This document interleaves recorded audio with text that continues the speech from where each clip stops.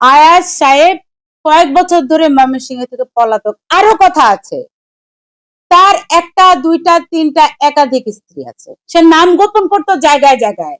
এই আনম আয়াজ সাহেব জায়গায় জায়গায় নাম গোপন করে বেড়াতো এবং বিভিন্ন মহিলাদেরকে পটিয়ে সে বিয়ে করতো। তার প্রথম স্ত্রীর ঘরে যে বড় ছেলে, সে বড় ছেলের বয়স 14-15 বছর।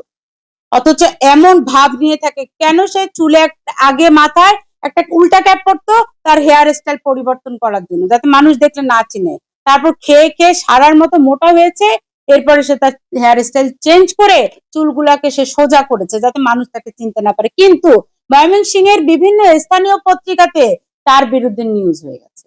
বাংলাদেশের সবচেয়ে নিকৃষ্ট, আলোচিত, সমালোচিত, পতিতার সাথে সম্পর্কিত এবং বাম, রাম, নাস্তিক, মোরতাদদের জনপ্রিয়, বাংলাদেশের ইসলাম, মুসলমানদের, আলেম ওলামা, ইসলামিক স্কলারদের চূড়ান্ত দুশমন, বর্তমান সময়ের অশিক্ষিত মূর্খ তাসলিমা নাসরিনের দ্বিতীয় উত্তরসূরি শান্তা ফারজানাকে এক থাপ্পড় মেরে মানুষের এত বেশি দোয়া পায়, এক থাপ্পড়ের এত বেশি মানুষের দোয়া পায়, এটা আমার জানা ছিল না। এই শান্তা ফারজানাকে থাপ্পড় মেরে বাংলাদেশের 16 কোটি মানুষের অন্তরের কাজ করেছে, বাংলাদেশের মানুষের হৃদয়কে খুশি করেছে।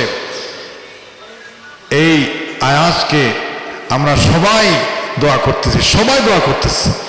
এই শান্তা ফারজানাকে আরো বেশি জোতা দিয়ে, আরো বেশি রাগ নিয়ে তাকে আরো বেশি মারতে মারতে সিঁড়ির মধ্যে লুটে ফেলা উচিত ছিল।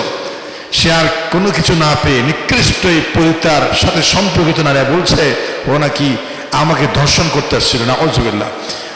আর সে বলে দিয়েছেন যে কুত্তায়ও তার দিকে